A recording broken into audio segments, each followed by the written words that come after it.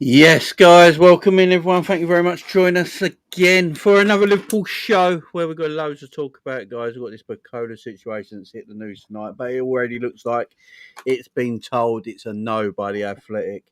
The Isak situation where Newcastle are saying no, and at Darwin Nunez where Liverpool fans say bye bye. So lots of chat about on the channel again. K Mac, my man, how you doing? I'm good. Just been playing Harry Potter for a couple of hours with the wife, and Whoa, she got whoa, whoa, tired, and whoa, I'm like, "I'm whoa, off then." whoa, whoa. What Oh, sort of that's not a game was that? euphemism. That's not a Oh, right, euphemism. That's okay. the I was about game. to That's say, the actual game. all right. Okay. I was about to say. And what about the channel Drift as well? How you doing, Drift? Yeah, what's happening, man? Big up, man. Big up. Hope everyone is well. It's going to be a bit Hogwarts of an interesting Legacy. conversation, this one, isn't it? Yes, definitely. Hogwarts Legacy. Yeah, that's meant to be a good game, Yeah, that. Hogwarts That's meant Legacy. to be a good game. That's Right. meant to be a good game. Yeah, big up the chat as well. Make sure you're hitting that likes straight away and hitting the share and subscribe. Just get them likes flowing, guys, and moderators in the chat. Make sure everyone's hitting that like button as the show continues. Everyone's saying Believer to United Drift. Everyone's coming straight for Drift. Yeah, I know. Don't upset me, man. Come on, man. That's already been binned, by the way. That's already been Yeah, debunked. I don't think it happens this summer. It looks like Brighton have come out and said it's not going to happen. So yeah, Better not. it's not going to Yeah, they're happen. not going to sell everyone, are they?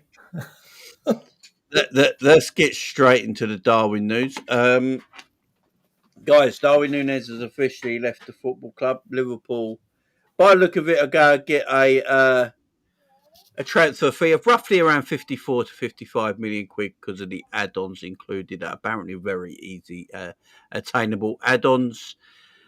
He's going as well, and apparently he's going to be receiving, according to Alex Crook, he's going to be receiving 400 grand a week at his new Saudi club, which I believe is around 30 million euros a year, is what Darwin's going to be getting. Big up, My man, big up Núñez, Drift, man. I have to go to you first, Drift, because I know you are, you backed Darwin since day one, so I've got to go to you on this news first, my man. How you feeling? I mean, I knew it was. I knew it was. It was going to happen. Do you know what I mean? It was an eventuality. It isn't like it's like brand new news. Do you know what I mean? Like it's not something that's um, like come out of nowhere or anything like that. So I've been kind of bracing myself and preparing and being ready for it. Does it mean I like it? No, but it is what it is, and it is time for him to move on now. I'm not stupid. You know what I mean? I get that. Like he hasn't had the best of time. I still think he's a good player. I still stand by that. I still think he's a good player. I just think for whatever reason it just didn't work at Liverpool. I'm a little disappointed that he's gone to Saudi because I think that he should have stayed in Europe and proved to everyone that he's a good player. But I'm extremely happy for him that he's going to be getting that level of a payout. And, it's only a short deal as well, right? He's only signed a 3-year deal. So I'm guessing maybe he'll stay there for 2 years, come back to Europe, and he'll still only be like 27. He'll have collected the bag for his family. And then maybe he will go to like a Benfica again, or maybe go to Napoli this time or somewhere like that, and then prove himself again. But yeah, man, I wish him all the best. Big up to Darwin. I know no one else really cares. No one else really feels like that way about him. But I'm grateful for what he did. He was a part of a team that won stuff, and he played his role in it. So big him up. Wish him all the best. And now it's kind of a little bit more now looking at situations and thinking, okay, so have we left ourselves short because we know news? Are we leaving ourselves short because we want to take the risk? Because it is a little bit weird. Because I know we're way better than Newcastle, but they don't want to let a player go because they're worried, right? That like they won't be able to replace him. Technically, we're kind of doing the same thing, letting Núñez go without having Isak through the door first either, because we can't only have one striker going into the season. So it even opens up a few questions in that regard of what's happening here. So yeah, it'll be very interesting, bro. What's gonna happen next? No, definitely. K-Mac, your thoughts on the whole Darwin situation here? Yeah, I mean, I'm pretty sure the add-ons were a number of misses he misses, so they're easily obtained. Boom, boom. I'm only joking. Fair play to him. Go and get your bag. Go and get your bag. You won stuff with us. Fair play, mate. I wish all Liverpool players who live Liverpool well. I do. Isn't it a really weird... There is exceptions. There is exceptions. Yeah, I know. Yeah, what you mean, El Hadj Diouf? Yeah. No, I mean the rat. You know. The rat. Yeah. Oh, exactly.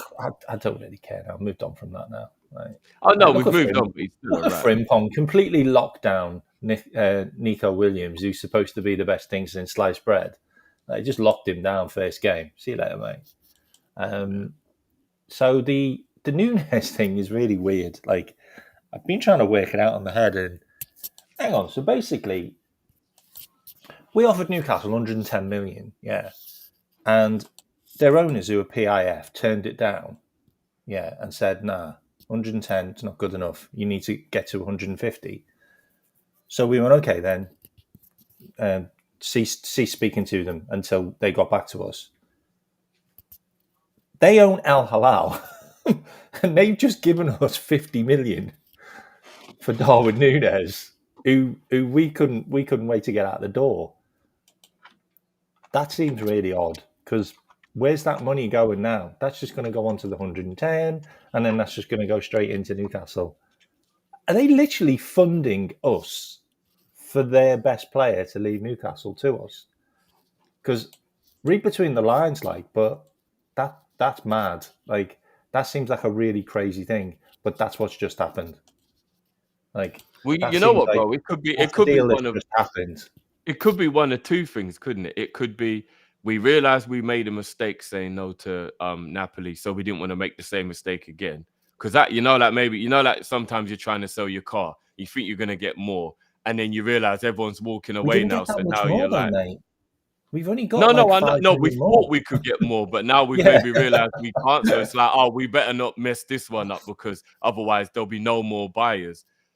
Or maybe we basically gone to we buy any car at the end. Is that what we've done? Yeah, but maybe. I mean, apparently it's 40 mil up front, and Napoli wanted to spread it across the whole thing. Maybe that is more enticing to us, that we've got all the money up front almost. It could be that. Or it could be because Newcastle and Piff are about to do a mad loophole, and maybe Núñez is really going to Newcastle, but Piff are the ones who paid for it. Yeah. Because there are no rules saying that they cannot loan Núñez to Newcastle, right? Oh, so what if they've literally just used them? What if they've used their Saudi club to buy themselves the player for Newcastle? I would not be shocked if he ends up at Newcastle on loan between now and Christmas. I swear down. Yeah, it would be surprising if he's there during the winter time as well. So I was just looking. Apparently, I can't never pronounce the club's name in Saudi, but yeah, the club he's gone to, apparently PIF owns 75% of that club. And they own 80% of Newcastle. That's just blowing my mind. Like that is weird. It's proper weird. Do you know what? When you told me, Jay, that they own 4 clubs in the same league, I realized that they have they don't give a shit. No, man. Not all. They don't give a shit. I mean, how do you even pick which team you care more about winning if you own all 4 teams that compete against each other? That I don't even know how you even go about doing that. But well, it's like Mike Alone with the horse racing, isn't it? He's got all the horses. Oh, does it? Yeah, I don't even keep up with what Michael Owen is doing. Yeah, I don't know. It's a little bit weird, but yeah, there are no rules that say that they can't loan Newcastle players. So they can literally do all the buying for Newcastle and then loan them to them. So the PIF own 4 clubs in Saudi, the 4 big ones in Saudi. They've got over 70% stake in every club. They own 80% of Newcastle as well. And they put money into Clear Lake that own Chelsea. I mean, that's even more weird. Yeah. So Action Jackson's on his way then. Oh yeah. If they've got a slight stake in Chelsea, I thought, oh yeah. Yeah, it's like they put equity into Clear Lake, and Clear Lake own Chelsea. So yeah, Yeah, there's it, that is some crazy. That's a lot, isn't it? That's a it's lot like going on. it's like Sam Legend here says PIF is worth over 1 trillion. Yeah, I heard it's 3 trillion. Yeah, it's just this ridiculous And they money. can't even offer Isak at 200 grand a week. Like, seriously. But it is weird, ain't it? Where they own more stake in Newcastle as a club than any of the other Saudi clubs, yeah. But they buy a lot of talent that are Newcastle's rivals they compete with, and give them a lot of money to go and buy who they want to compete with Newcastle. So they're giving Newcastle's rivals a lot of money to go and buy players to compete with Newcastle. Well, it means one of two things, Jay. It means they really don't know what they're doing, or they've given up on Newcastle because maybe they did feel that they'd be able to do a whole heap of madness and do what Man City and Chelsea did and make Newcastle into a team that could compete. And then the PFI and all the PSR and FFP and all these rules that, if I'm being honest with you, did kind of seem to get strict when Newcastle were bought out. We're being honest with ourselves. It was. Nobody really gave a shit about it until Saudi conglomerate bought out Newcastle, and then all of a sudden everything just got strict. So when you actually think about it, they might have just thought, if this. Like, we thought we could come in and do a Man City, but there's so many blockages in the way. Who cares? Like, how have Newcastle, with all that money and all that power from their owners, not even got a director of football to come and deal with their best or their most important summer that they've had for however long? Like, it really seems like nobody at Newcastle in the hierarchy cares what happens to Newcastle anymore. Doesn't seem like there's any lights on in the building, mate. That's the problem. Doesn't seem like there's any lights on in the building.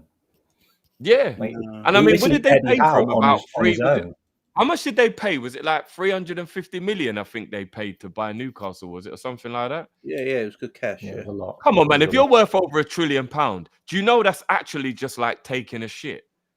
Like, do you really think they care what happens to Newcastle if they're worth $1 trillion and they only paid 300 million for the club? They don't care what happens. They probably lose that out of the pocket when they're taking a shit. Do you know what I mean? That's good. You've probably got it lying around the house. It does seem like they've taken their eye off Newcastle a little bit here, don't they? I mean, they lost Amanda Stevely, who was big to them, and I can't remember the name of the other person they left because they believe there was a lot of in-house fighting apparently, and not everyone was getting along with how the club should be run. I think Amanda Stevely and the other guy, I can't remember his name, wanted to run Newcastle in a certain way, and the other guys didn't, and they came to loggerheads, and they left and they stayed. So. Yeah, it looked like a lot of Newcastle fans backed Amanda Stevely. They wanted Stevely. They wanted her to pretty much have the running of the football club and the business side of it and all that, and let everyone else be the quiet owner in the background. But like Liverpool do, FSG are basically quiet owners. They employ people to run the football club and get on with things, sort of thing. And I think that's what was meant to be happening at Newcastle. But yeah, it just didn't. It's like they've taken their eye off the whole situation. It really does. It does. It feels like because I think their COO, who was basically like he's basically like Michael Edwards, like for us now. He's got chronic illness, and he's been asking to leave his position for like the last 12 months. We still haven't replaced him. Like, the guy's like on his deathbed. Like, he just wants to retire and live for a few years, like, without any stress. And they've still got him. Hang on, we've got a random Arsenal fan in the chat who's trying to come at us because we spent money. When did we spend 180 million on Verts, my friend? Where'd you get that from? Right, I'm going to show everyone how good Liverpool's work is this summer. So Liverpool's work this summer: transfers in 295.2 million, transfers out 200 million, net profit 94 million quid. Is that including Núñez? Yeah. Okay. Yeah. So transfers in 295.2 million, transfers out 200.5 million, net spend 94.7 million. So That's how you do things. it's I called. mean, let's be real, guys. If Baleba and Sesko somehow end up at Man United have spent the same amount as we have in this window. Yeah. Probably Yeah, more. Hang on, Arsenal spent a lot in this window as well. We just They forget have how much spent a lot. Arsenal spent. They have Yeah, spent a lot. Arsenal. Man City, including January, have spent the same amount as us. You know what it is? Everybody hates the fact that we're the ones who've done the best business. If you look at all the clubs and you look at the players, Liverpool have actually identified every position they needed and got the best in class for that position. And that is why the opposition and why the rival fans are so upset, because they're looking at the people their club are buying and they're looking at the Núñez Maduekes and they're looking at those type of players and they're thinking, we didn't even need this guy. Why have we bought this guy? Whereas there is not one player so far that's come through the door at Liverpool that doesn't perfectly fit the role that we knew Slot wanted a player for. So they're just looking at it and thinking, Liverpool are just doing it right. It's not that we're actually spending more. It's just that we're doing it right. Do you know what I mean? So, and we're getting the best in class. And the wild thing is, Kirkes is the best in class at left back. Frimpong is the best in class at right back for what we could have got.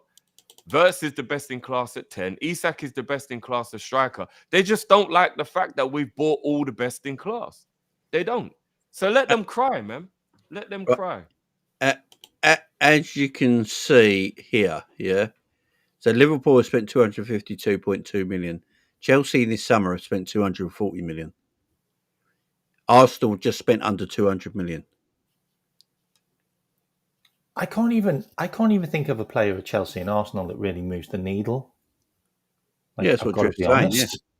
Like, really makes me go, wow, that's amazing. Like, that's And a real. He's going to be a star in the Premier League. Bad players. It's just they haven't bought the best in class, and we have, and they don't like it. They really don't Chelsea like it. Chelsea bought like a guy that got relegated. They bought a guy that Brighton clearly didn't want because they touted him out to a number of clubs. They bought like a kid that's unknown in Germany. God, who else did they buy? They bought Hato, which is a good signing. Okay, yeah, they bought another kid that's unproven. Pedro's totally unproven. Like pretty rash, if I'm completely honest. I feel like he's quite a rash player. I think Pedro. I'm not gonna lie. I think Pedro and Delap are really good acquisitions as a pair. I think between the two of them, they'll score a lot of goals for Chelsea. So I do think that was good business. But again, they're not needle movers though. They're not the type of strikers where you go, like a Wirtz. wow, not a Wirtz or a Frimpong or a bloody Ekitike, who like everybody wanted Ekitike at one stage. Like he was touted by everyone. It's crazy. It's because Liverpool spend. No one's ever got a problem when it's anyone else. But as soon as Liverpool spend a bit of cash, everyone seems to be really upset with things. And for some reason, all our purchases seem to have like extra money added onto them, like in all of the media outlets. Like for some reason, Wirtz now cost 126 million when we've only actually spent 100 million on him. Let them do it, man. And Ekitike's suddenly gone up by 10 million. Like we haven't. It's crazy though, Jay. When you had that chart up, it made it actually true that until we buy Isak, Man U would have spent more money than us if they get Sesko and Baleba. But yet they're meant to be broke, and we're meant to be spending like the Galacticos. So how on earth can Man United have spent more money than us until we buy Isak? If they get Sesko and Baleba, that's an extra 160, 70 million. Yeah, because it's easy going to be about 80 mil for each of them, right? So that's another 160 mil to add on to the 170 they've already spent. So they would have spent over 300 million. Ain't they broke, boys? Like, how on earth are Man United able to spend 300 million with no Europe, no Champions League? They finished 15th, so they didn't even get good prize money.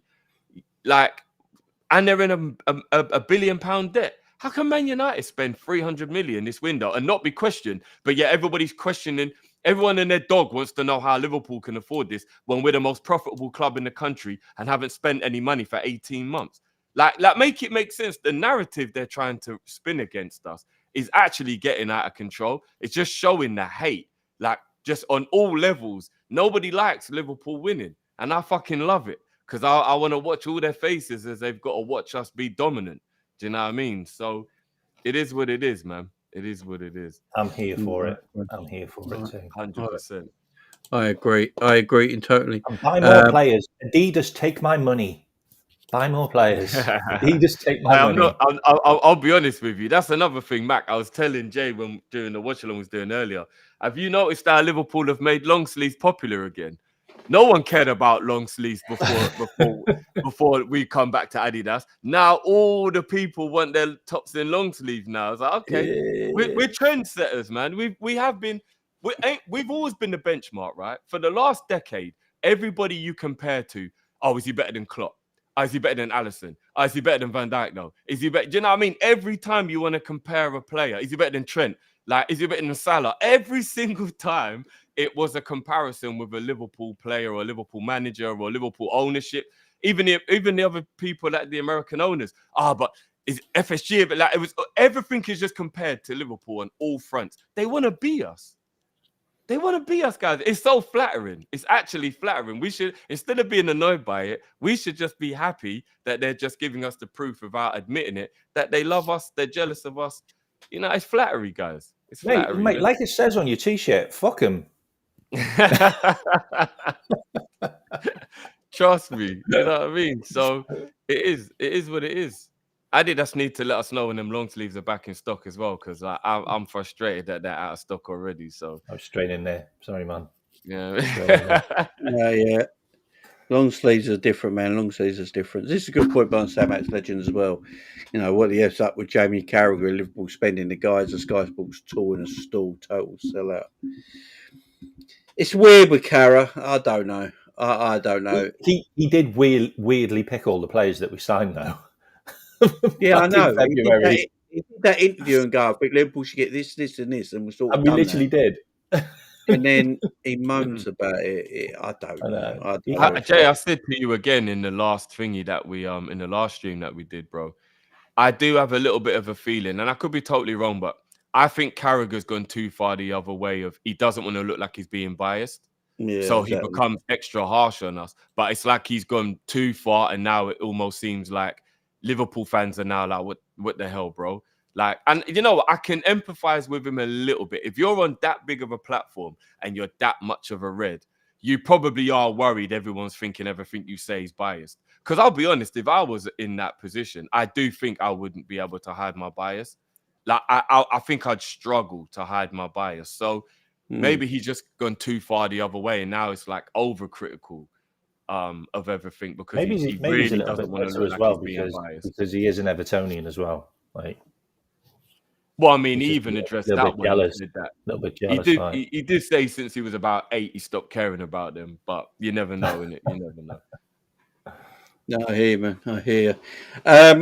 All right, let's talk about, obviously, Alexander Isak. Big up to Daryl with a super as well.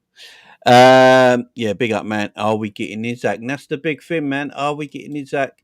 Let's talk about it. Obviously, Newcastle are incapable of buying a striker. I think we was all pretty happy when we heard, you know, they were gaining for Benjamin Sesko. They put a lot of money up front guaranteed, which was 80-odd billion quid. And we was all like, yeah, that's definitely the guy. He comes in, we make a bid for Isak, everyone's happy. Man United looks like they're going to go on and bought Sesko right now.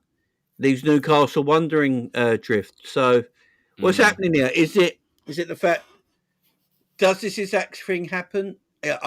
Is it going to just take all summer like you and me spoke about earlier? Or yeah, it's just frustrating with Newcastle, ain't it? This is the whole thing. We're just waiting on them.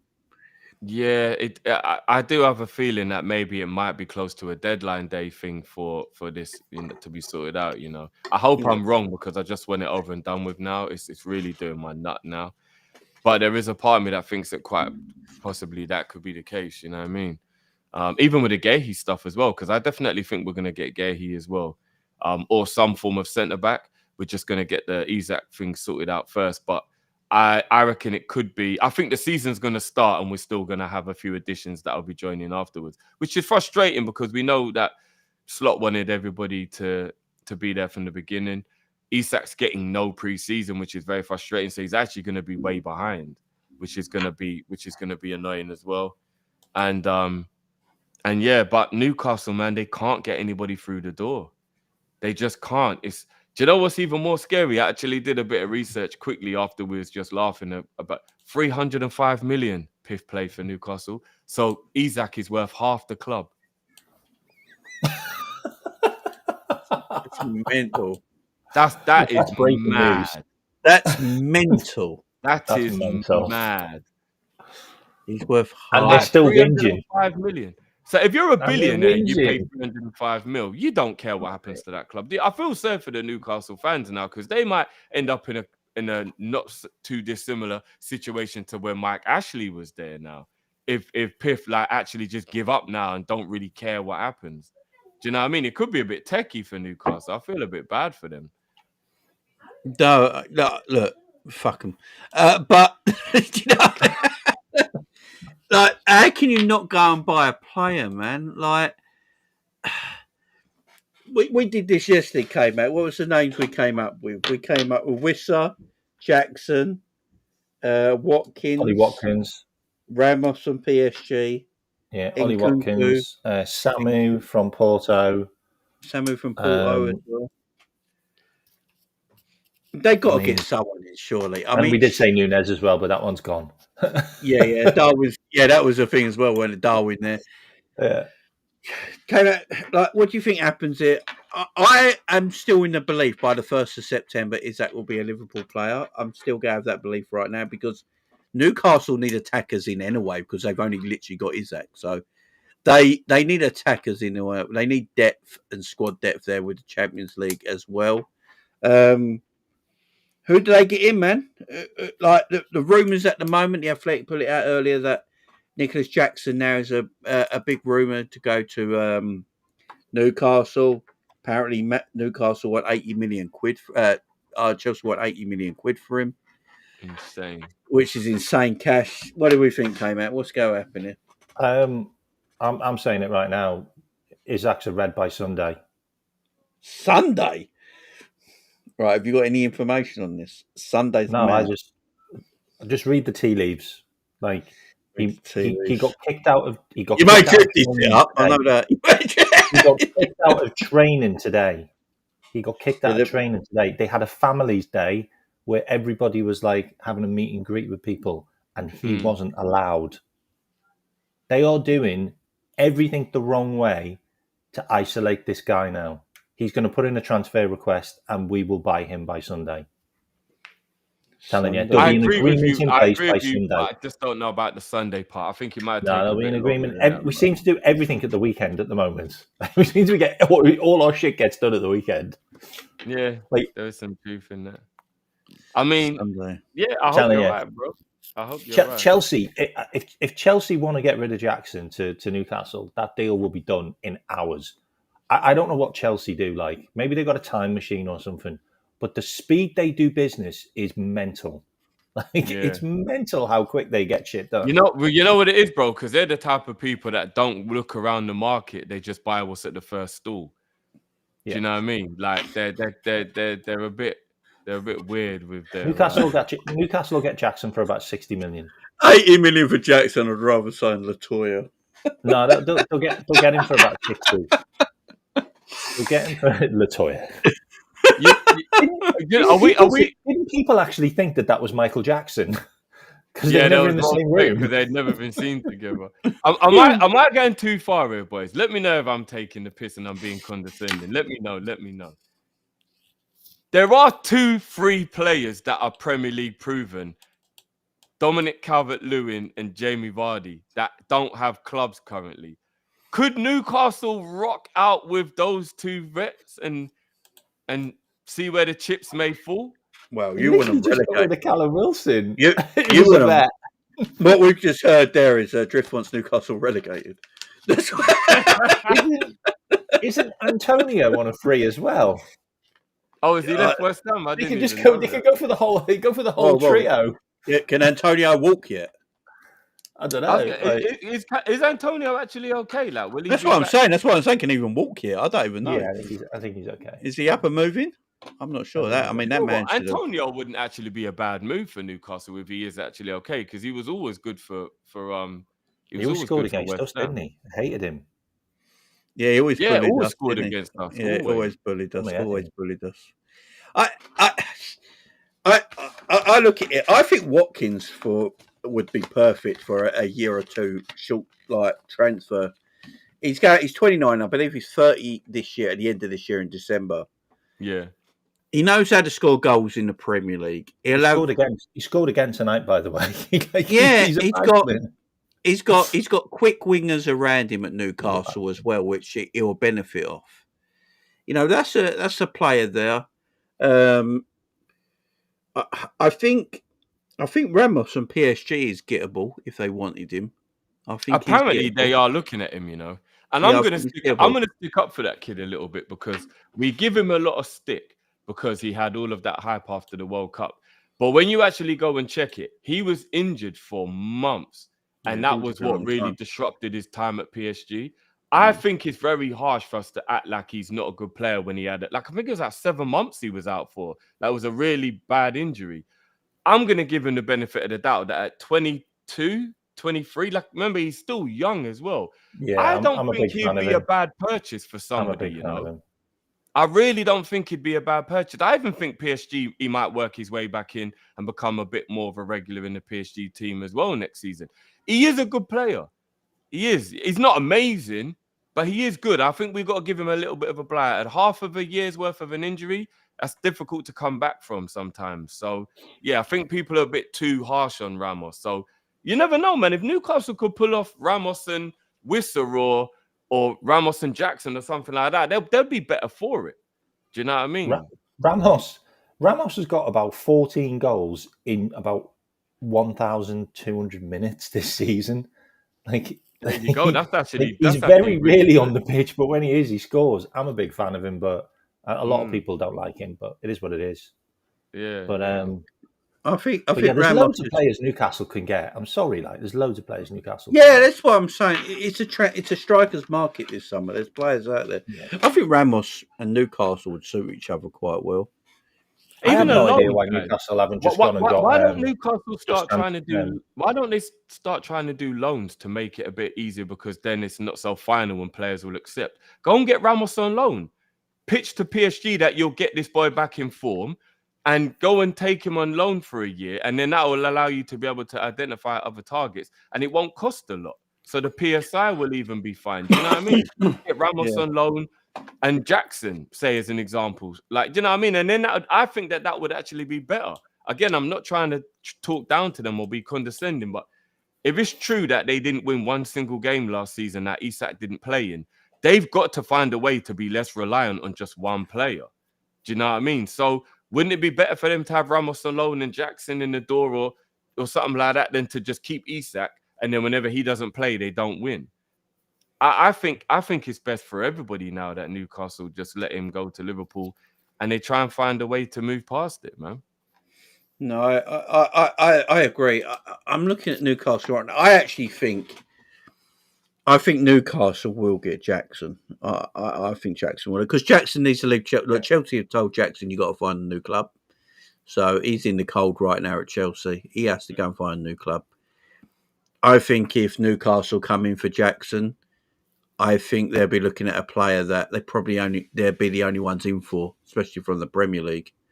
Yeah, and they could probably get him through the door. They're just going to have to spend money. The thing the problem Newcastle had a couple of weeks ago is that they didn't want to sell Isak first because they didn't want other teams to take the piss out of them, knowing they got cash to burn. Yeah, because of the sale of Isak. The problem is now teams go to take the piss out of them because they know they need a striker.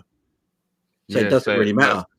It doesn't really matter. Alan Shearer said. This is exactly what Alan Shearer said. Alan Shearer said, I have no idea why they didn't just go and say, look, give us 130 million, he's yours, and then just go and get the business done. But they haven't. They've hung around and they've left it till the last minute now. And I've been saying it. Go and take him. Liverpool are just going to go and take him. I've been saying it. I said it yesterday and the day before. I think Liverpool just go and buy Isak now, and before they've even got a replacement in, because I don't think it matters from a Newcastle point of view now. They're looking at players. Look how much Benjamin Sesko is going to cost them. 80 million guaranteed up front for Benjamin Sesko. Crazy. You know, they're getting the piss taken out of them anyway. The whole I'm glad world Man knows. United are paying that though now. Yeah. Man United always pay over the odd prices. Like They literally just bought Rasmus Højlund 2.0. 70 odd million. It's mad. Apparently, Man United want 35 mil for Højlund. Yeah, they've just given up on him now. Are they What about the taking other guy? Who's the other guy they've got as well? The other Dutch guy who's done absolutely jack shit. Oh no! Xerxes, No, like, seriously? real name Drift. Real name. Oh, Squirtsy. There you go. Xerxes, like, seriously? Do you know Man United fans call him Zerkamp? No, they're taking the God. absolute piss. Dreadful. Like his Bergkamp or something. If I was on a Bergkamp's relatives, I'd actually sue him for that slander. Someone just said they can have Will Wright on loan, Newcastle. They'd probably ball out for him. Hey, do you know what? Jaden Dans is looking for a club. Yeah, he'll do a job. He'll do a job. Yeah, I agree, Joshua. There's just their egos out of control at Newcastle at the moment. But their problem is now the whole footballing world knows that they need a striker, and Alexander Isak's probably going to Liverpool. So their demand is going to be extremely high. So that means sellers' demands are going to be extremely high because they know you need a striker. It's not going to be that easy now. Them trying to find a bargain in this window now. They're going to have to pay the money for someone. So that made me think now that maybe it doesn't matter if they sell Isak first because they're going to have to pay the money anyway. Maybe Alan Shearer is right all along because the longer you go in this window, and the more desperate they're going to become. Everybody knows that they're broke as well, with all due respect. Like, it's not like they've got that money and then it goes on top of a big kitty they already have. The other clubs know Newcastle were right on the lines of PSR. So that 150 mil, Newcastle can actually say to him, that doesn't actually mean we're rich just because we got that money. We got a whole squad we've got to build here. Do you know what I mean? So, I don't think Newcastle should worry about people thinking they've got too much money. I don't think people would. If it was a Chelsea or a Liverpool, people would think we've got a lot of money. We got 150 mil for a sell. Everyone knows Newcastle are broke though, so that money doesn't really help if you're trying to stretch it across the whole squad. So yeah, just let us have Isak and then go and do what you got to do, man. So you know Mike McGrath is reporting here on Chelsea. 7 minutes ago, has just said Newcastle are now seriously considering Nicholas Jackson for a move after Benjamin Sesko blow. The Senegalese striker 24 is emerging as a serious option and will be available for the right deal after Delap and João Pedro arrivals. So I do hate that Chelsea always land on their feet, but if it gets us Isak this time, I'll let it slide. I'm all right with it, man. I'm all right with it. I mean, they're probably going to get us the money for Harvey Elliott as well, Chelsea.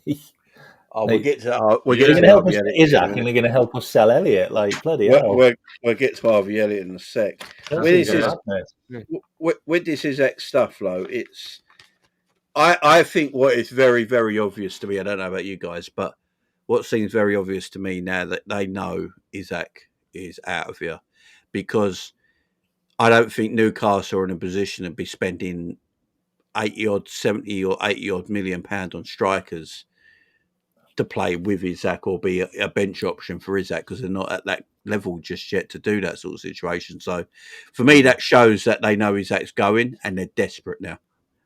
That's what it shows me. Because if you're looking at that kind of caliber of play, you know what the clubs want for him. You already spoke. They're probably wanting 60 to 80 million for Jackson. They know they're going to get their hand burnt. It's just the way it's going to be now. You know, there's no bargains. The bargains for the summer are gone.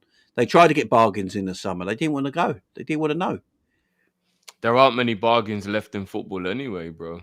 Well, I mean, Delap at 30 million would have been a bargain in today's football if they could have got that over the line. João Pedro at 50 million quid's a good bit of business as well. Good footballer. Yeah. You know what I mean? Now they're going to get their hands burnt for footballers that probably cost more than they're worth, but they got no choice. So I think maybe K-Mac's right. Maybe we do hear something by the weekend and how this situation's going to land. I think they will get Visser. Like, I think that's a player they've been looking at for a while. There doesn't seem to be anyone else that's interested in him. I also think he's a good player, by the way. I do. Yeah, I like actually. Yeah, Whistle. Whistler's good. I think They he's could- really. I feel bad for Brentford, man. Brentford might go Yeah, they've been down. destroyed. Oh yeah, And Brentford going Bournemouth. down anyway. Bournemouth had their entire back four and their goalkeeper taken. Yeah, once Hoyson left. That was it was. That's a hard madness. Like, Do you want to know what? Yeah, you lot might laugh at me when I say this, but I think a little trick's been missed here. So I think Tottenham should have tried to buy one of the strikers on the market, like Osherman or Gokares, or one of the strikers, and I think they should have sold Solanke to Newcastle, because I've always thought all along that Solanke would suit Newcastle better than any of the clubs. Like when he was at Bournemouth and people were looking at him, I always felt like he just looked like a Newcastle striker, and he hasn't exactly torn up the trees at Tottenham, because I'm not sure how he fits in. Maybe he will actually fit in a lot more now under Frank, but under Postecoglou, it didn't really seem like he fully fit in. I think he would have been perfect at Newcastle. I think Tottenham should have sold Solanke to Newcastle and then got involved and went and bought an Osherman or someone like that and upgraded on, because I think Tottenham can attract a striker way more than Newcastle can. Do you know what I mean? Like, I think Tottenham could go and get an Osherman or a Gokares. Tottenham got 20 million for Son. I know, as a 20 million for 33-year-old, that's mad, isn't it? Did they? 20 I million. didn't know that. Yeah, 20 I think it was million 20 million euros, though. I think it was 20 million euros. Yeah, but I mean, it's still a lot Still for a got money for him. 33-year-old. I thought he was a free transfer. Yeah.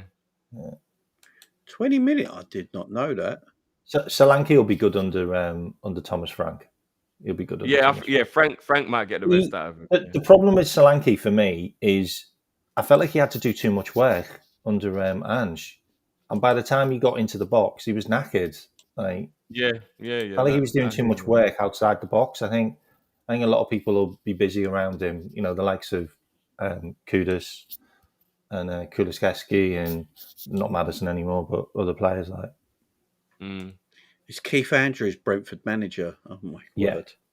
He was their back. He was like their backroom staff. Like they promoted him. Do you think they've actually just given up on the Premier League? As in, like, we've been here long enough now. Like, you know what I mean? Let's go back down to our level. What, have they spent any money? No, I don't think so. Oh, I've just got video footage of Newcastle sporting director. Sorry.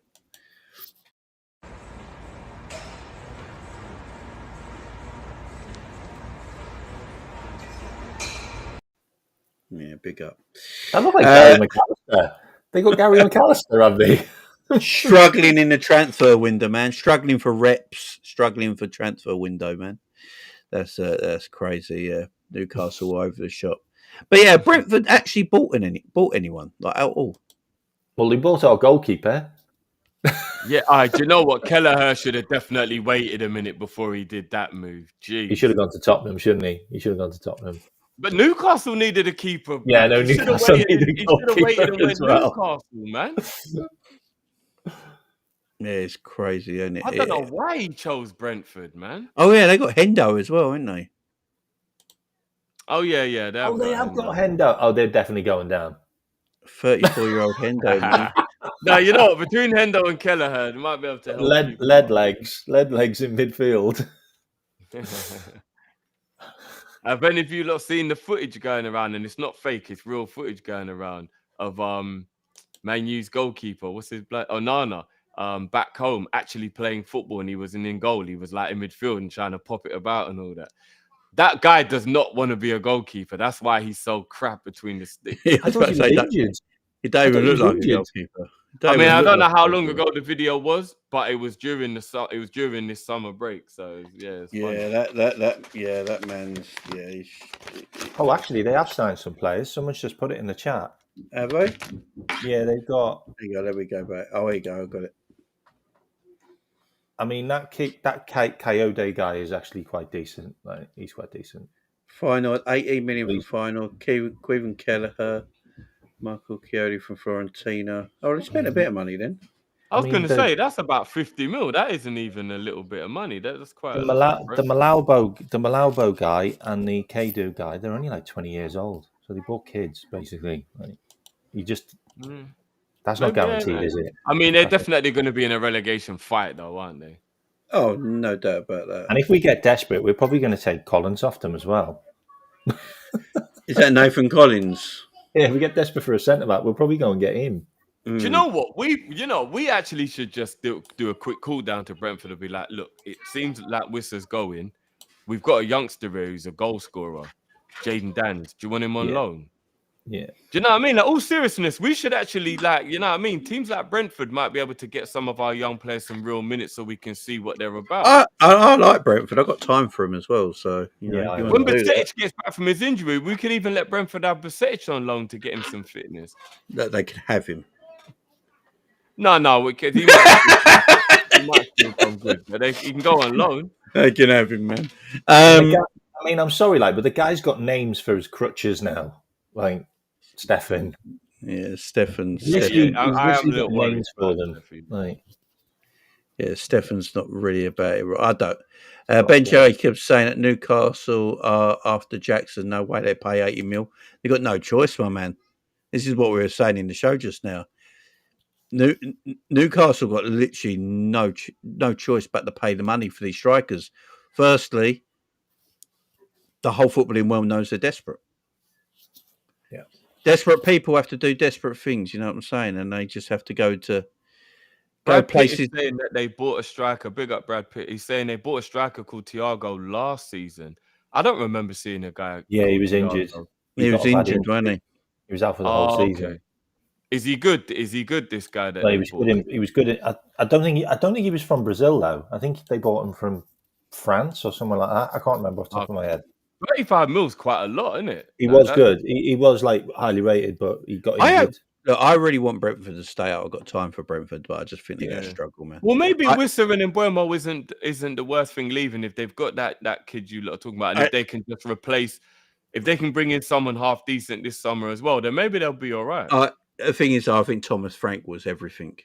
Yeah, he was. Yeah, that's true. Yeah, I think Thomas Frank was just. I think you're going to realise how good of a coach Thomas Frank actually was. Well, brother, have you seen how good Tottenham already looked just in pre-season? Yeah, exactly. Unfortunately, we're going to realise this season how good Thomas Frank is. Yeah, I think Thomas Frank's he's probably going to get Tottenham. Tottenham.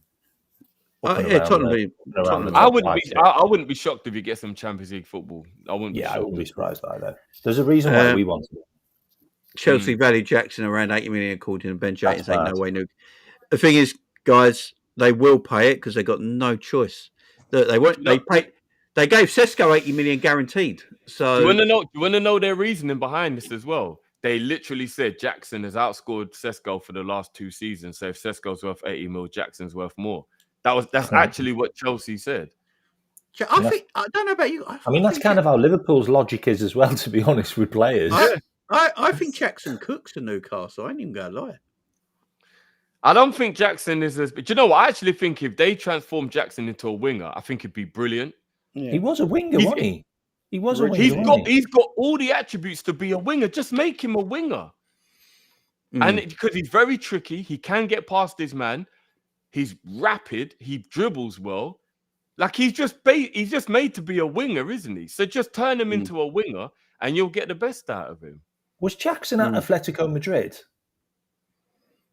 No, I think it was Villarreal he came from. Wasn't it? Was he on loan at Villarreal from Atletico Madrid? Oh, I don't know. Maybe. But he was a winger. I remember him being a winger. Like, he was a winger. There you go. Then. So my observation is true. So I knew it. He looks like a winger. I knew it.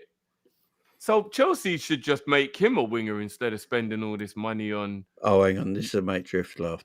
Vicky Ocares has now recorded the worst ever debut rating for a player who started in their first 11 in the entire English football pyramid.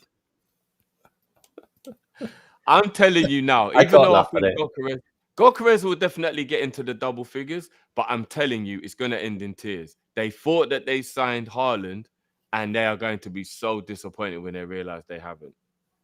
You know what I really hope? I really hope everybody from media and everyone puts him up against Haaland like they did with Núñez, because that was so unfair. Yeah. And I hope they do the same with this one, and he doesn't get off the hook. You know what I mean? And then we show Arsenal, if you're going to shop in Sweden, make sure you go to the proper shops. You know what I Yeah. mean? Yeah, Who exactly. goes to the Gokara store when you're in Sweden? Everyone You knows. went to the Isak store. Everyone knows you go to the Alexander store. Like, everybody knows. Who goes to the Everyone knows. Gokara store when you go to Sweden? Come on.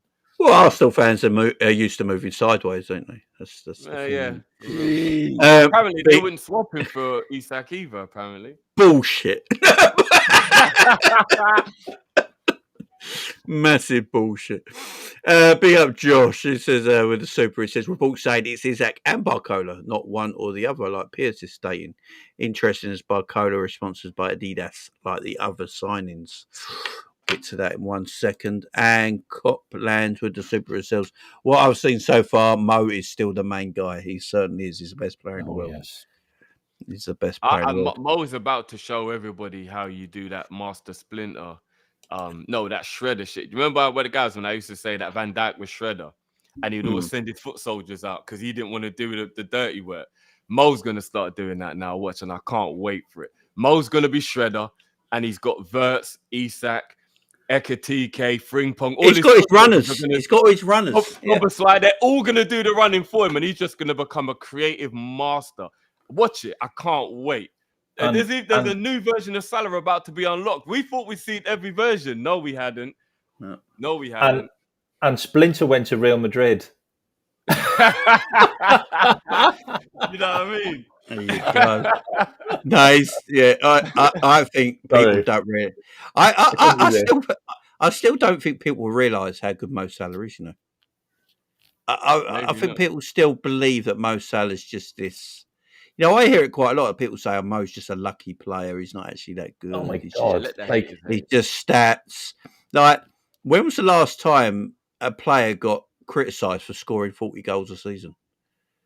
Like Mo does. It's like, he only gets 40 goals a season. No, but here's what crazy. He doesn't dribble enough. Like, he doesn't dribble. Like, what? If he has one season where he doesn't hit 20 goals, watch the narrative. He just has he's had 9 seasons of absolute genius. If he has 1 year and he doesn't hit, watch the narrative. But no, I hear it. He's going to replace goals with assists. I reckon he's going to get about 30 assists this season. Yeah, I know. I said that as well. If Isak does arrive, man, like the chances that he will put away for Salah's, it's just ridiculous, man. Like I told you, those Cody back post runs from those Salah crosses, while everyone's worried about Isak and Wirtz, Gakpo's going to eat. Gakpo is going to eat this season. He's going to have so many tap-ins on the line. Yeah. I think. You know, Cody's a weird player, man. He's so weird. Like what I said the other day, watched him pre-season. He's not very good. Doesn't do anything. Gets 2 goals. And like we said earlier, I said that to you on your show, didn't I? I was in the chat going. It's just Cody, man. He will play a game where we're like, is Cody even playing? And then he'll get 2 goals. Bagsman. It's just what he does. What is strange though when it comes to that, though, Jay, is I think maybe it probably is maybe based on the system, maybe because if you look at when he played for Holland, obviously we do the Holland games all the time. He's breathtaking for Holland, and he's he's the lead man, isn't he? He's the lead man. I think maybe it is a little bit system based at Liverpool. Why maybe he doesn't get involved as much. Yeah, but the fact that he's got 20 GA in his last 2 seasons, or both of the full seasons he's had at Liverpool, shows you that the stats mean that he massively contributes. Whether you think he's great on the eye or not, he contributes. And I can see his goals going up now with us having other goal scorers in the team, because he'll be unmarked a lot. Like I said, Isak, Wirtz and Mo are going to take all the attention, and Gakpo is going to arrive at that back post and he's going to score so many goals. It's going to be fun to watch. I can't wait. Wait. Okay, we've got a lot of firepower, man. A lot of firepower. Right, let's talk about Harvey Elliott. Sorry, that Thiago, I was just looking at that Thiago. Brentford. I just wanted to find out where he signed him from. They signed him from Club Brugge, and he scored 29 goals in 55 games the season before they signed him. Right. So he is pretty. That's a better record than Aston Villa. He's not played. He's not actually played. He got injured. He got injured for what was his injury? Like an ACL or something? Yeah, I think it was quite bad. Whole season. He was out for the whole season.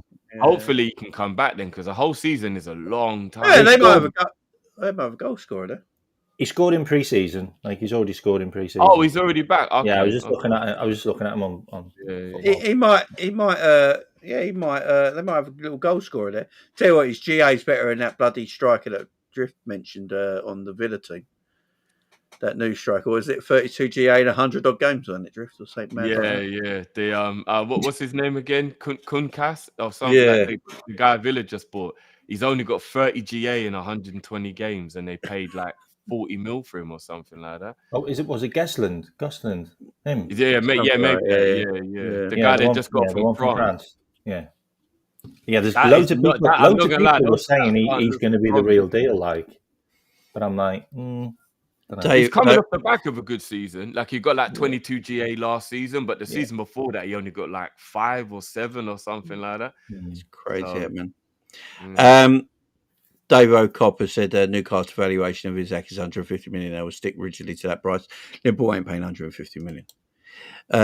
We're getting for 135 to 140, in my opinion. It's always been 135.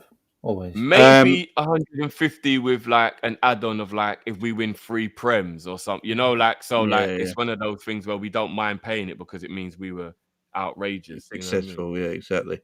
Oh yeah, I forgot about Barcola. So obviously, me and Drift I was on Drift's show doing the Arsenal game, and we got the news breaking at Barcola. That was funny. But that was a fun show. Barcola, it was better in the game, man. But Barcola was linked to Liverpool, and it started to pick up a lot of steam for a lot of reporters.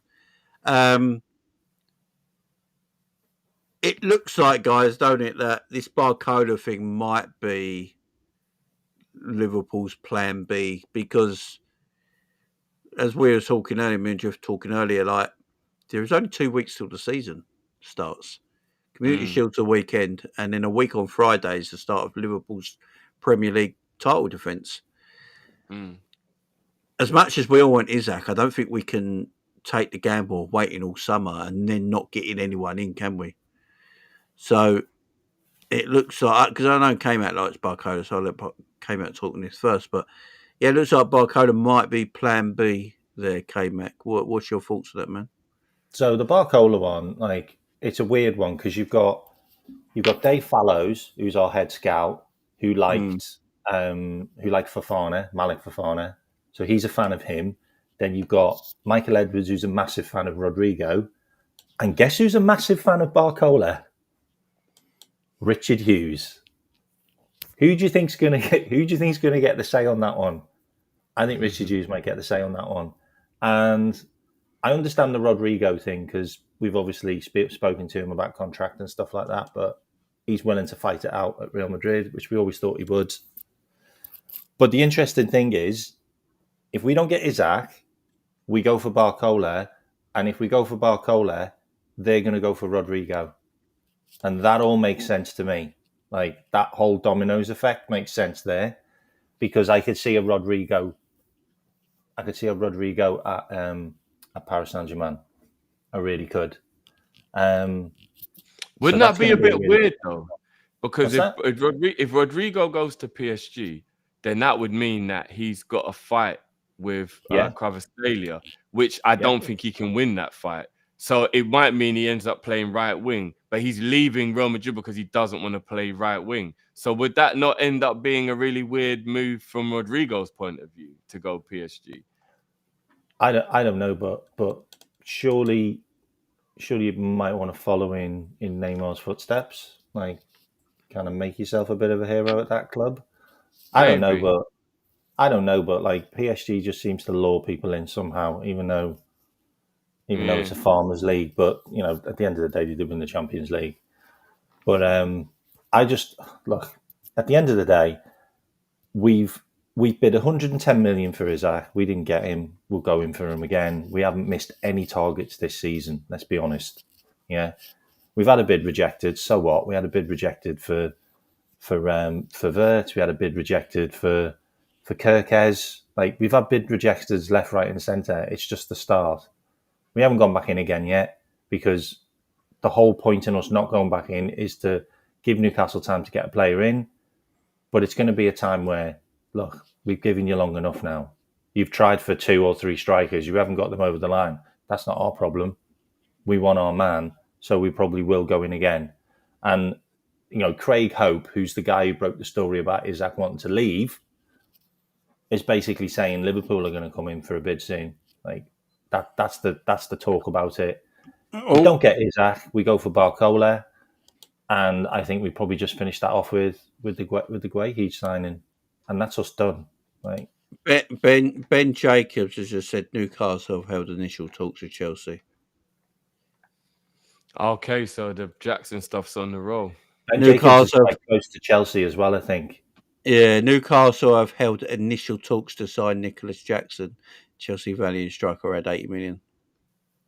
Is it 80 million euros or 80 million pound? Straight pound.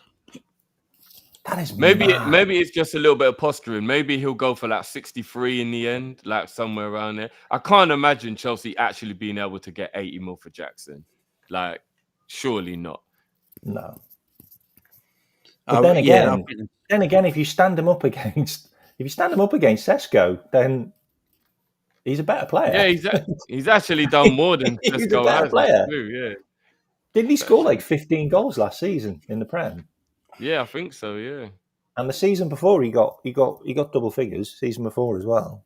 Yeah, he's got double. He's outscored Sesko in the last 2 seasons. He's not a dud. Like he's not someone I'd want at Liverpool, but I wouldn't sit there and go he's shit. Like he's not. No, yeah, he's not. Yeah, he's not shit. He's not shit. Big up Jay says Barcola is better than Rodrigo. Nah, I disagree. He's younger. He's younger. And do you know what? The people who do like Barcola, I'm very interested because I know he's a winger, not a striker, but his finishing's worse than Núñez. So, like, if everyone was frustrated with Núñez and then we lose Núñez, Barcola, for all the great skill he has, he's not a great finisher. So, I don't know. Schultz says Barcola can go to Brentford. If we got Barcola on top of Isak, I think that would be great business. If we got Barcola instead of Isak, that would be an anticlimax and a half. So, yeah, it would be. Look, the centre-back situation as well. So, I've heard a rumour today that obviously Paul Joyce has kept talking about this Bonucci kid from Parma. That's 35 million euros, which is about 23 million quid, something like that. There's a lot of talk that Liverpool will buy him, but loan him straight back to Parma and then buy Mark Guehi to come in straight away. And then the following summer, he comes back to Liverpool. You got Mark Guehi, Bonucci, Virgil, and Konate if he signs his new deal. And they're your 4 centre backs. And then Joe Gomez probably leaves the following summer. What do you guys think about that? If that's a rumour going around today, I'll start with you, Drift. What about that for a rumour? I'm not. I don't really know anything about this kid. So Bonucci Leone or something like that. His name is Bonucci Leone. Yeah. Oh, Leone. Oh, okay. Bonucci Leone. Yes, but I think. Oh, okay. Yeah. It's supposed to be like a Bonucci regen, like because he's a big Bonucci Leone. Oh, yeah. Okay, yeah. Well, you know what? I think that would be, and if we make sure, Jay, if we did exactly what you said, Jay, yeah. But we just made sure we put a stipulation in, and that meant we could bring him back whenever we wanted. That would mean that if there ever got to be like a bit of an injury worry, we could cancel his loan and then bring him back still. I would say that would be the most perfect business we could do. Buy him and loan him back, but make sure we can bring him back at any time if we need to. And then buy Guehi as well. Bro, that'll be amazing business, bro. Giovanni Leone. I keep getting the names mixed up because they're Italian. Bonucci's obviously like Giovanni. Oh, but Bonucci is a different person too. Leone. Yeah, I don't know much about this kid, but if he's good, then that'll be good business, man. That'll be good business. Yeah, it's the Parma guy, is it right, guys? That's it's the Parma guy. Yeah. So I'm getting my names mixed up. Appreciate it. Thanks for the chat. Yeah, so, I mean, if he's good as Bonucci, then cool. I'm going to say, man, Bonucci's mad overrated. And I watch. I think Bonucci might struggle in the Prem. I watch a lot of Italian football. Playing in the Italian league in a back 3 is not the same as playing in the Premier League in a back 4. So I mean, in his prime, he was a good player. He was a good player. It'd be very interesting. Yeah. Yeah. So what Go and get yeah, Guehi for me. Like, As just go and get people are saying, Guehi. Bonucci is at Juve. yeah. Just go and get Guehi for me. Just get it done. Like, fuck's sake. From Stop now messing on, it's around. Bonucci Pay the Leone. extra $5 million. I would rather be at Bonucci Leone. Yeah, let's just call him that from there. I just got my names mixed up, guys, and you're all coming for me. I'll see you. It's all good. But yeah, Leone going on loan. You think it's a good idea, Drift? He can go back to the club we buy him from because he's young. Go Yeah, and buy Gueye, get him in this summer. Then you ain't got to fight about trying to get him 2 centre backs into the team that are not going to play. Because let's face it, if one of them's going to play, it's going to be Gueye over Leone because Leone is younger. So yeah. No, I think that would be good. Like what I do you said, think? as long as we That can would bring him back, then it'll be good. that would help with us getting him cheaper. By the way, if we offer the loan, we can probably Yeah, knock like another $5 million off it by doing that.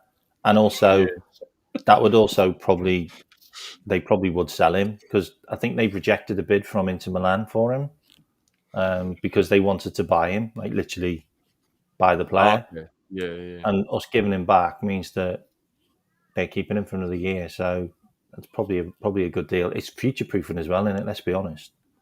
It's future proofing. I mean, personally don't think Canate will stay. By the way, I think he'll stay. I don't think we'll get that contract done with him. I tell you what is a little bit weird though, and again, I don't like stereotyping because it is bad, but the Italian players do seem to, on a whole, struggle in the Premier League. That's the only thing that would make me be a little bit like, we do struggle to think like how many have actually been successful in the Premier League. Like Tonali and Zola are the only two that kind of stand out, really. Unless anyone can remember, like Di Canio.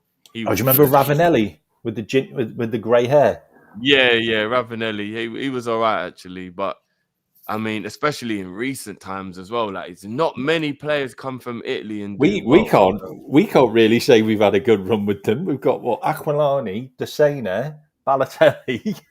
We don't have a We've good had some absolute stinkers. we don't have a good record of buying players from the Italian league. And So then Chiesa, yeah, who can't sleep. I mean, even when you look at Calafiori at Arsenal now, apparently the Arsenal fans are just like, get rid of this guy. And weren't he meant to be like the real thing? So like, I don't know if it's the pace. I don't know if it's the lifestyle change. I don't know what it is, but it seems like Italy to England is quite a difficult move. Calafiori or cauliflower or whatever you want to, as Matt would call Cauliflower. him.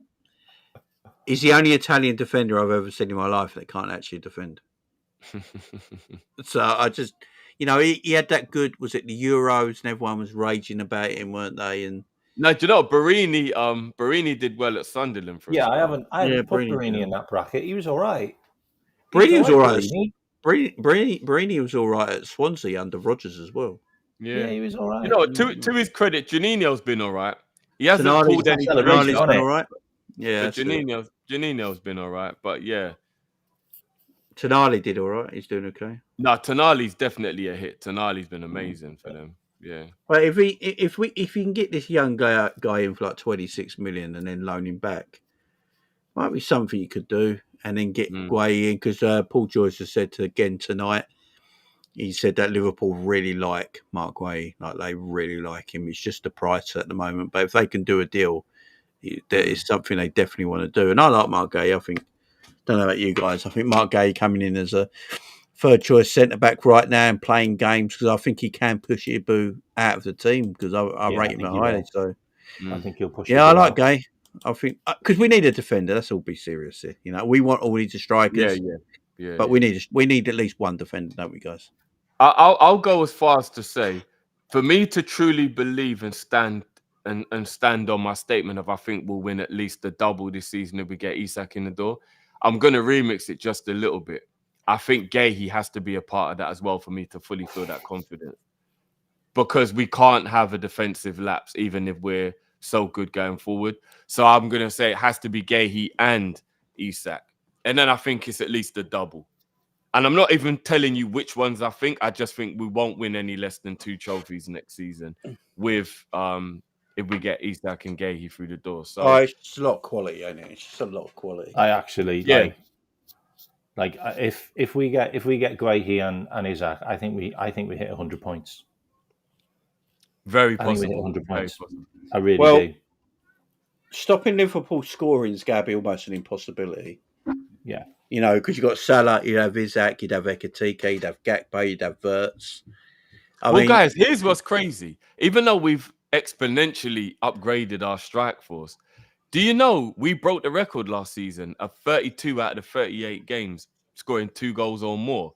We broke we broke the record of what it. So we set the record now. In 32 out of the 38 games, we scored 2 or more. Scoring goals was never our problem. Never. Do you know what I mean? And now we've boosted our strike force even more. So what you're saying, K-Mac, about hitting 100 points, it isn't even like crazy for you to even think that. If you think about, we could average 2 or 3 goals a game. Do you know what I mean? For every game in the Premier League, that would be insane. That would actually be insane. So, you know what I mean? I've never been this excited about a season. I don't think I remember ever being this hyped up. I've never seen like in my lifetime, like with Liverpool, I've never seen so many players all on the same pitch look like they've been playing for about 2 years, and they've only been playing for about 3 weeks. Like there was like 5 or 6 players on that pitch that hadn't played with the other players, and it looked like they played with them for weeks and weeks. To have that kind of connection, like even Ekatike, like to have that connection, you've only literally played 2 45-minute games. And to have that connection with the team already, where you actually look like you've been playing for months and months, and Frimpong looked like he was a seasoned pro, just bombing up and down. I'm like, what am I witnessing? Like, it's unbelievable. It's frightening. But we need to sort out and the crazy thing about it as well. Crazy thing about it as well. Even though everybody does love him, I still don't think he's getting the recognition. Arne Slot is an absolute fucking genius. 100%. Look how good he has already integrated this many new players into a team. And then as an example, Jay, we just finished that Arsenal game. Look how poor Arteta has integrated his new players into the team that's been his for the last 6 years. Like, night and day. Absolute night and day. Like, Arne Slot, you know what? I don't even know if the league is actually ready for what we're about to do. I just don't think they are. I've got all the confidence in the world that Arne Slot is going to take every piece of this puzzle and put it exactly where it needs to be. And I can't wait.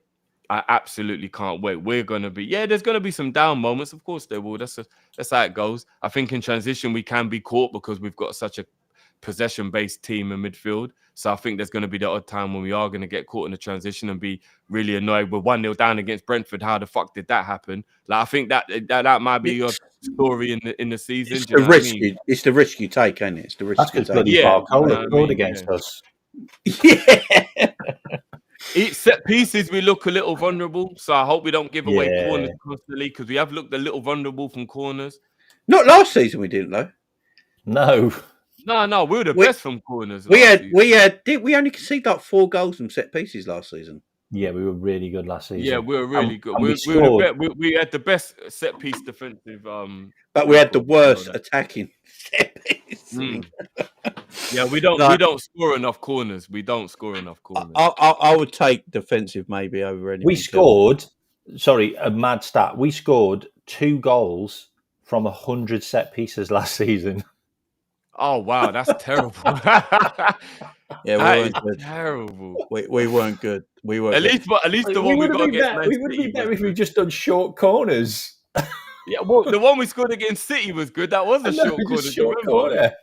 Yeah, we were shit. I'm not gonna lie. 2 goals out of 100 corners is whatless. That is, oh my god, that is so bad. It's bad, isn't it? Yeah, it was bad. It's bad. Especially when you got Virgil and Ibu in the box. They should be getting way more than that. Yeah. Talking of bad guys, we have got 635 people in the house and only 248 likes. Oh, so guys, come on, guys. Hit that like button if you can, guys. At least get to 300. Make it 1 in 2 at least. Come on. So hit the like button, guys. Hit the like button if you can. It helps the channels grow. Yeah, YouTube likes that like button being smashed. So if you can, go and hit it, guys. Appreciate it. Let's talk about Harvey Elliott. So it looks like Harvey Elliott is off, guys.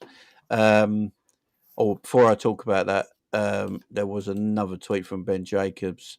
Initial talks, yeah, he's basically going on about this now. Initial talks to Jackson has been underway for the last couple of days, apparently. I would have thought so. Yeah, I would have thought. So, They must have been told then by Sesko earlier. Like, yeah, Yeah. again. no. But yeah, let's go. That's it. Let's do it. Harvey Elliott looks like he's off to Leipzig, a player I think we all like and love and rate. Look, we're going to get decent money for him, 40 million or 50 million with a sell-on clause, ain't it? Depending what the RB Leipzig want to do there. I think he cooks in Germany because he's a cultured footballer. I think it suits him. But I like him drift. I know you got time for Harvey Elliott as well. But Yeah, man. with the players coming into the football club and the way we're moving now, for Harvey's own career, it actually might be best for him to make that move and not stagnate as a footballer as well, isn't it? Yeah. I'm gonna be really sad to see Harvey go, man. I love that kid, man. He's super talented. He's living all of our dreams. He's a young kid who's a Liverpool fan who's got to play for Liverpool. It's amazing. I feel really bad for him that the journey's gonna be over. If I'm being honest with you, Jay, I know it seems really difficult to find a place in the team for him at the moment, but if I was in charge, I would give him a new deal and loan him out. I wouldn't give up on him, I genuinely wouldn't. He's got 2 years left on his current deal. I'd give him a new deal, say he had a 4-year contract at Liverpool, especially with him being on modest wages, and then I'd loan him out.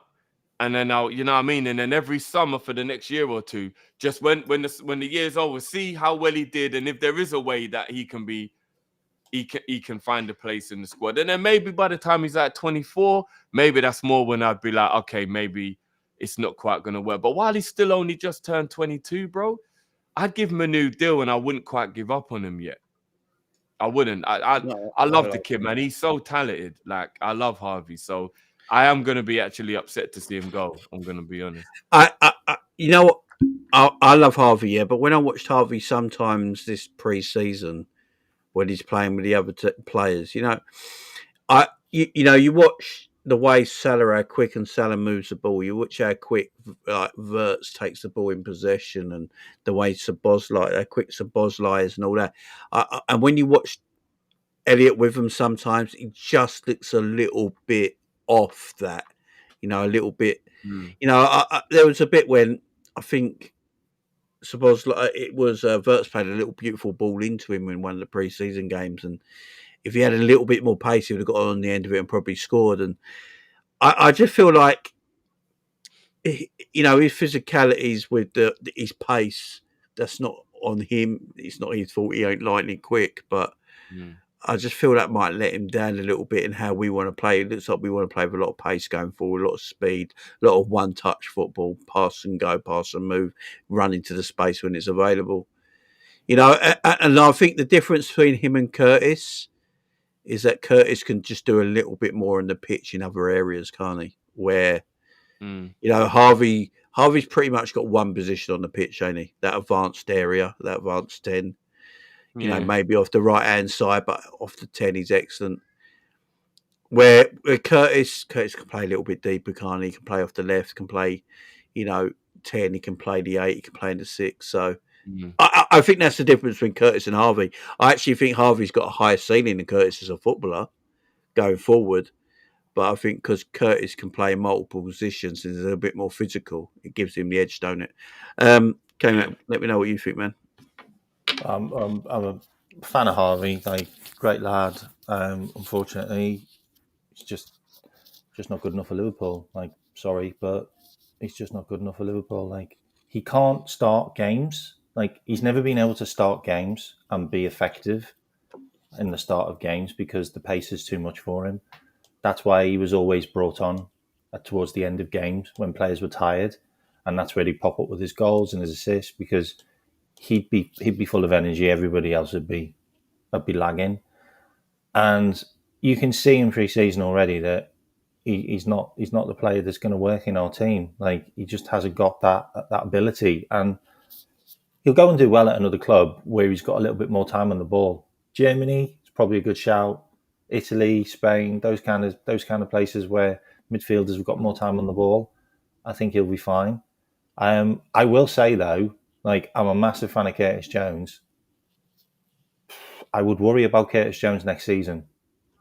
Like, I would worry about Curtis Jones if he doesn't end up being sold next season, because that midfield is looking so physical and so fast and so much technical ability in it.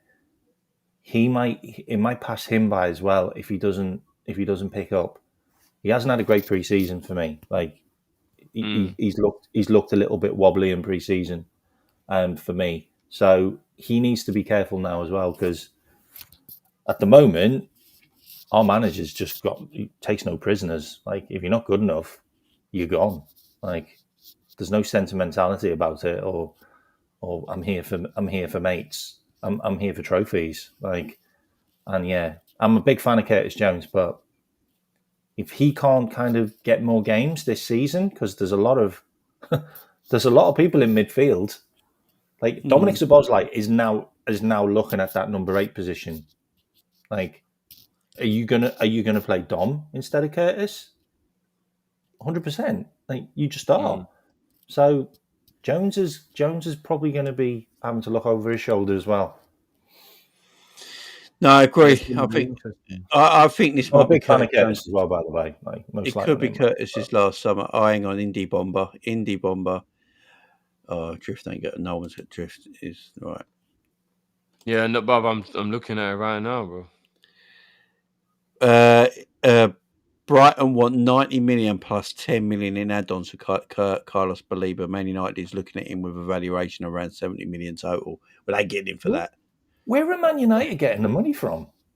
They're like, rich, man. I've got to be honest. Like, where are they getting the money from? Like, they're not even making any money off player sales. This is what I'm saying, man. Man United just keep doing some crook shit or getting themselves even further.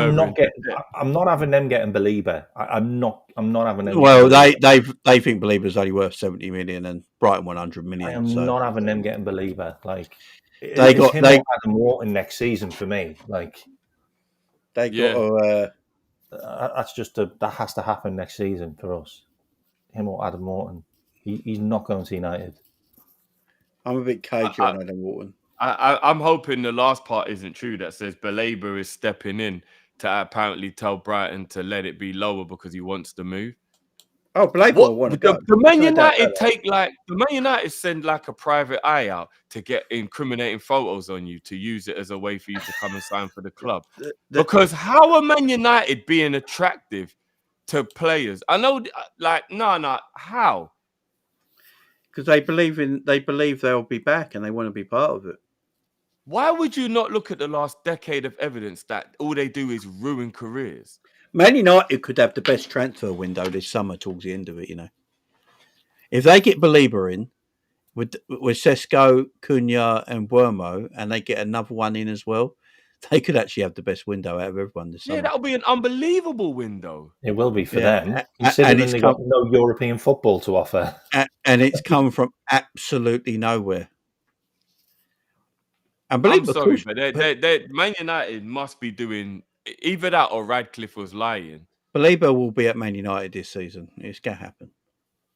Oh, man. Baleba ain't going to stay at Brighton. Brighton are not doing any business anyway. They're going. You know what? Heskey's right. That Radcliffe interview was PR. They've never been broke. He was just bullshitting everyone, weren't they? They're selling everyone as well, by the way, Brighton. Like, they've sold so many players. Yeah. And Man United can't sell anyone. Man United want Donnarumma as well. They reckon that could happen. Yeah, Man United have been lying, or they're doing some swindling. If they get Baleba, Man United will be a title challenger next season. Because they got the attack as well, right? If they keep on playing Maguire, they won't. They got the attack now, though. They got the attack. You got to remember, last season, Man United had the 4th best defence in the league.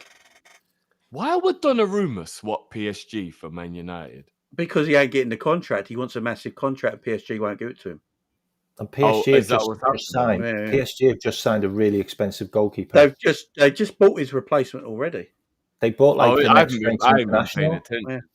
Yeah, they brought the next French international goalkeeper. Like he's the guy behind Mangin, the one who's like in his mid 30s. Okay, yeah. Yeah, he's really good. Yeah, so they're building Like, if they get Donnarumma, Man United's defence was the fourth best last season. With their new forward line, they're going to score more goals than they did last season. No one else is doing any real business apart from the top 5 teams in the league, really. They won't be in with a title shot. That's mad to say for me to say, but they will be up there challenging Champions League if they can do it. You know what I'm saying? And that's unfortunate to say. But unfortunately, Man United are a big team. Like, people might not like it, but we've just got to be truthful here. The players want to play. The players like Belieber would have grown up watching Man United of the past and wanted to play for them.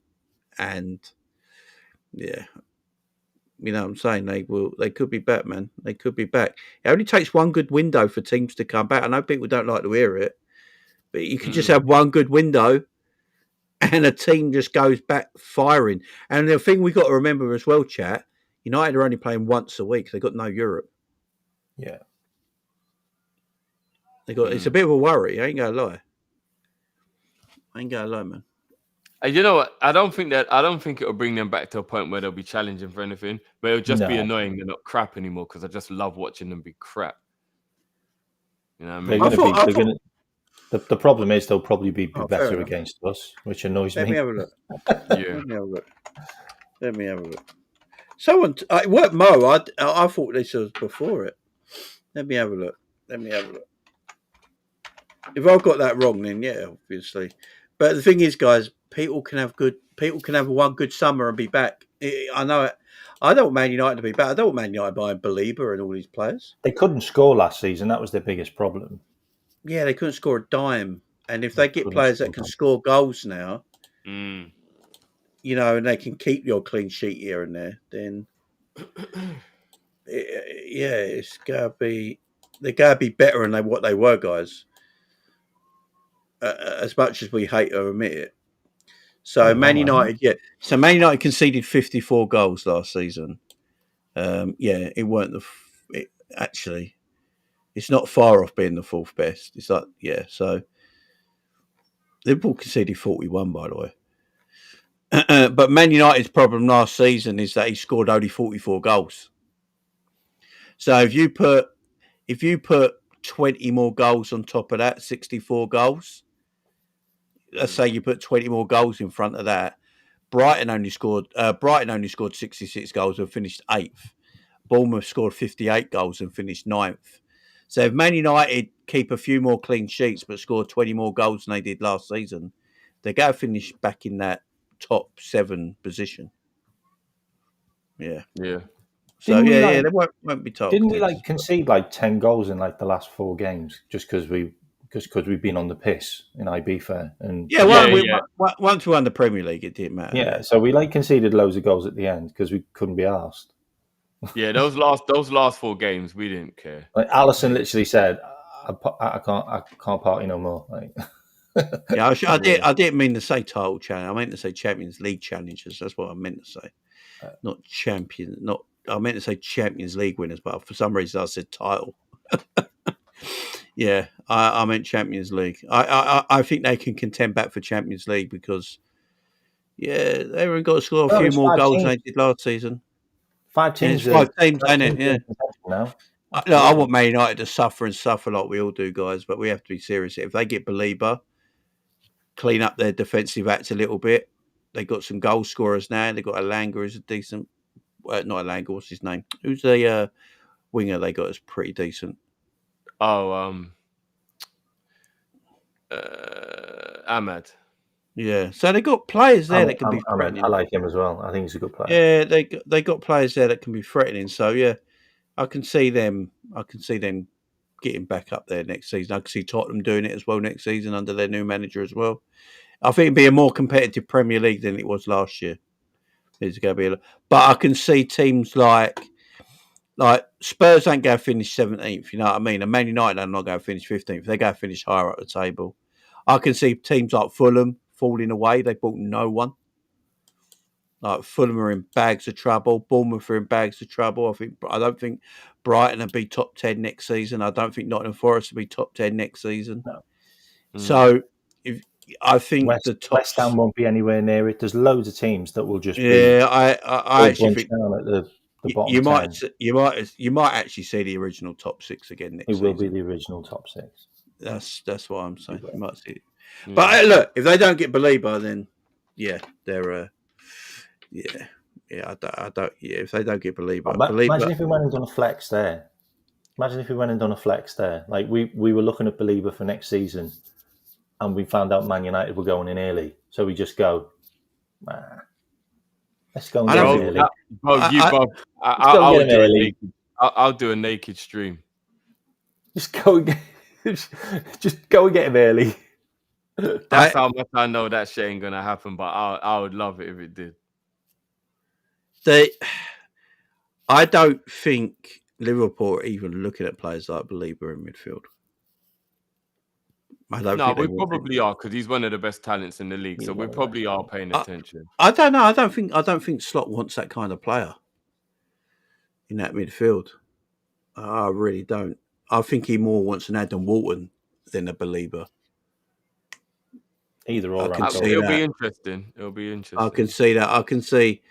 I can see Adam Walton being liked by Liverpool more than maybe Belieber right now. I think Liverpool would see more value in his valuation, the way he plays. You know, Liverpool might think Trainioni can be the next Belieber. You know, who knows? Who knows, man?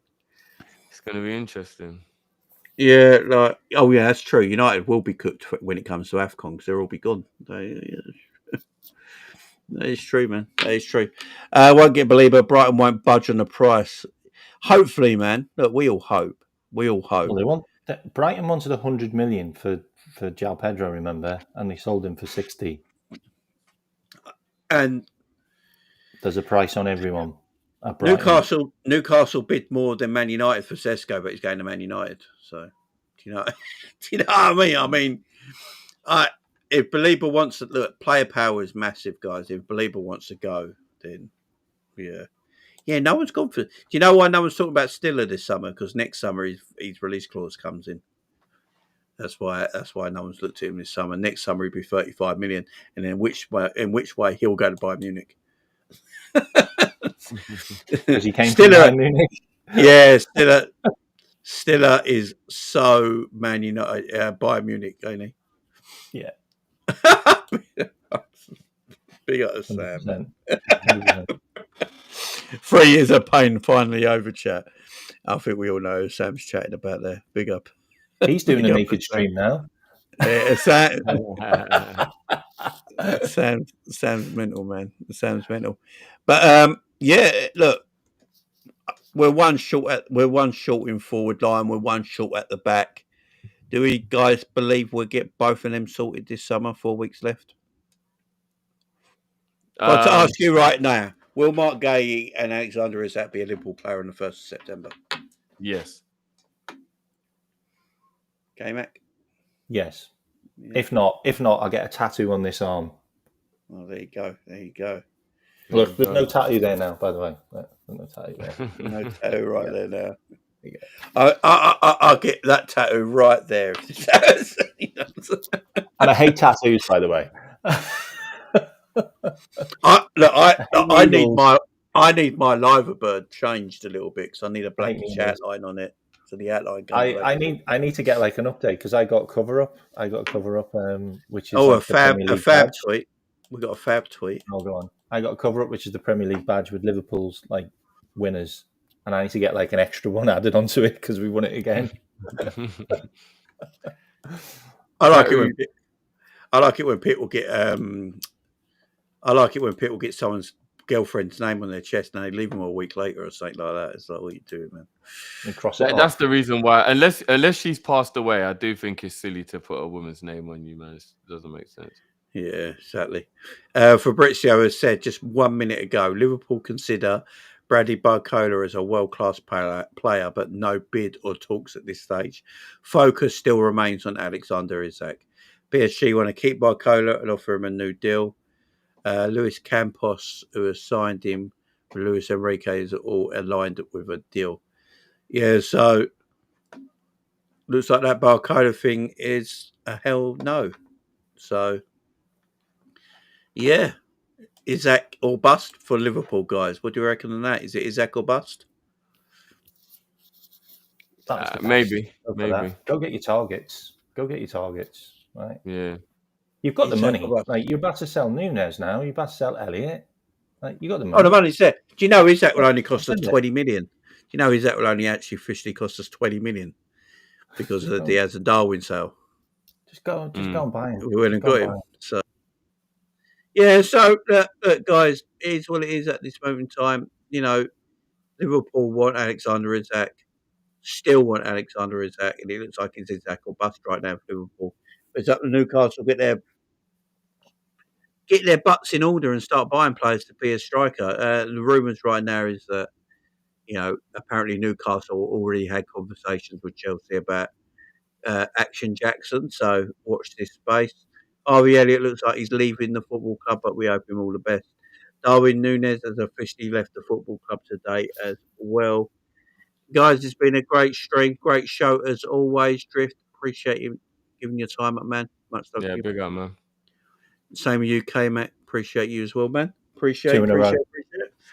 Been a good show, guys, in the Good to chat. see you again, Everyone's Drift, mate. good for chatting as Yeah, well. man. Big up, Mac. Appreciate the love, guys. Thank you very much. Don't forget to hit the likes on the way out. Don't forget to subscribe as well to the two guys on the show as well, K-Mac, and go and subscribe to Coppish as well.